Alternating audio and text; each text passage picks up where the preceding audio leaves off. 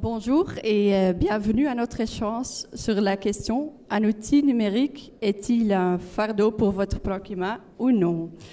Moi, je suis Noémie Van der Bonn, coach climat chez Futureproofed, partie de Sweco. Et en fait, nous, on fournit une plateforme digitale et aussi de l'expertise pour aider les territoires à mesurer, réduire et rapporter sur leurs émissions CO2. Notre devise est vraiment d'aider les territoires de passer du plan à l'action pour une transition durable. La plateforme permet de visualiser le plan climat et l'impact, aussi d'impliquer et collaborer avec des collègues et de communiquer sur le plan climat. En fait, notre communauté compte maintenant presque plus de 150 territoires, y compris aussi les représentants normalement parmi nous. Mais malheureusement, Cédric Chagoud, le responsable de l'aménagement durable du territoire de la communauté des communes entre Juin et Renarde, est malade et devait s'excuser à cause du Covid. Mais heureusement, on peut accueillir Céline Mertens, donc bienvenue. Est-ce que vous voulez vous présenter brièvement? Oui, Noémie. Céline Mertens, donc de l'agglomération du Saint-Quentinois, donc dans l'Aisne, est responsable du pôle déchets et développement durable et donc du plan climat de l'agglo du Saint-Quentinois. Ok, super, bienvenue. On va commencer avec une première question pour en fait se faire entendre comment est-ce que les territoires gèrent la charge de travail quand on va en fait adopter un nouvel outil numérique comme Futureproofed qui permet aussi la collaboration. Donc, je vais commencer quand même aussi de partager quelque chose que Cédric voulait nous partager. C'est en fait que pour la communauté des communes entre Juin et Renarde, il dit que c'est essentiel de mettre en place une stratégie efficace pour gérer la charge de travail. Et cela compris par exemple de premièrement avoir une très bonne connaissance de l'outil et comment est-ce que ça fonctionne et de comprendre et d'utiliser toutes les fonctionnalités. Puis aussi naturellement de voir et de regarder quelle approche est-ce que nous on prend pour faire cette collaboration en ligne en utilisant l'outil numérique. Et aussi de voir qu'en fait, toutes les tâches et tous les objectifs, les priorités sont très claires et aussi les rôles.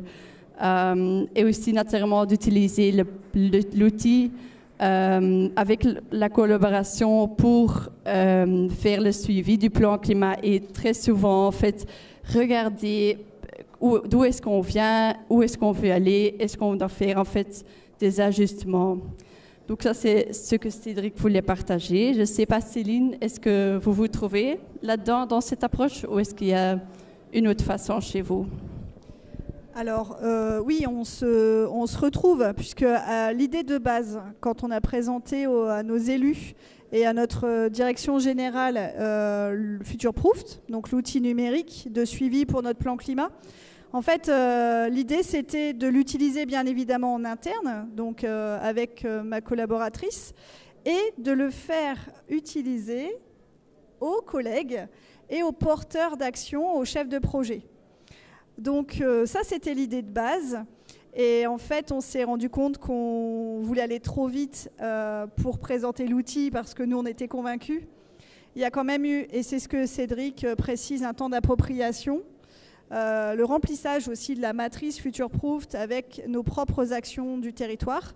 Et je pense que ça sera un second temps, ça interviendra dans un second temps, je pense plutôt en début d'année prochaine, quand on aura bien maîtrisé l'outil. Mais on n'a pas perdu de vue notre objectif premier.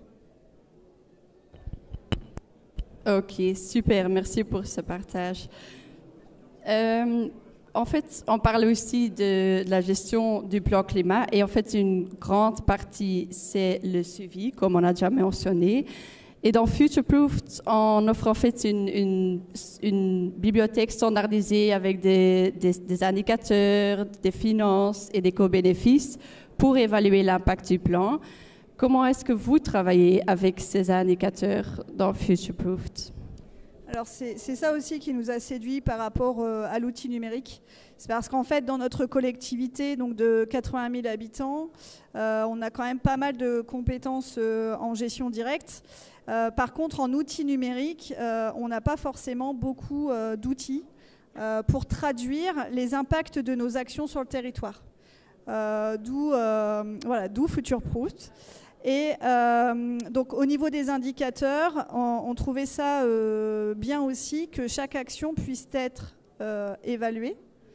Il y a un début, il y a une fin, il y a des objectifs.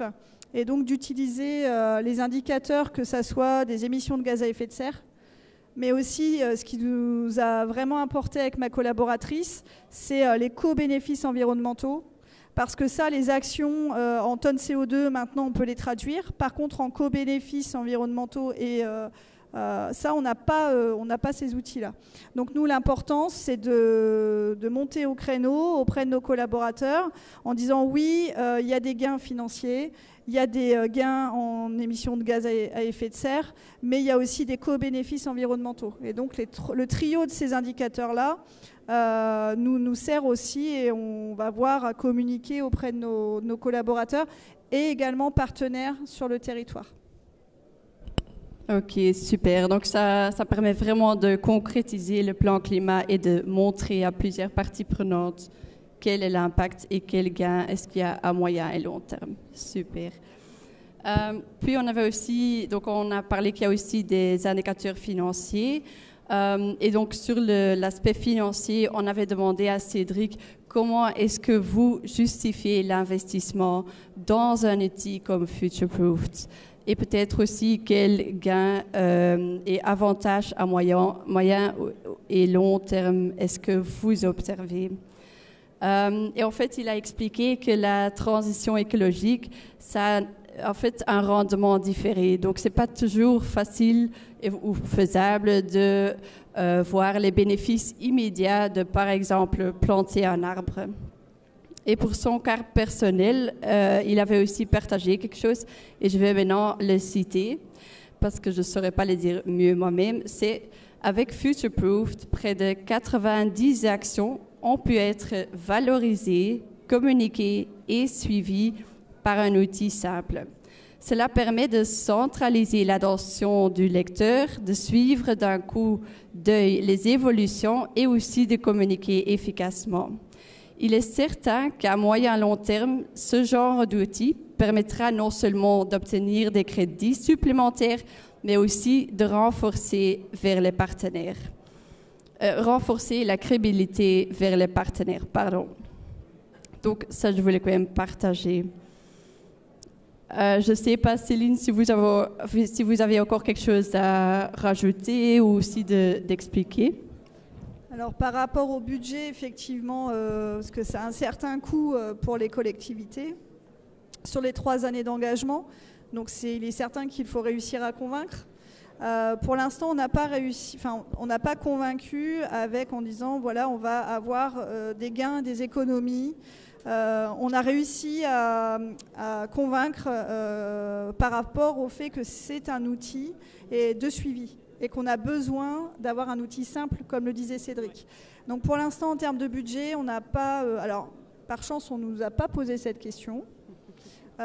Ça serait peut-être tardé à l'avenir, mais en tout cas, voilà, on n'a pas encore palpé en termes de budget les gains financiers.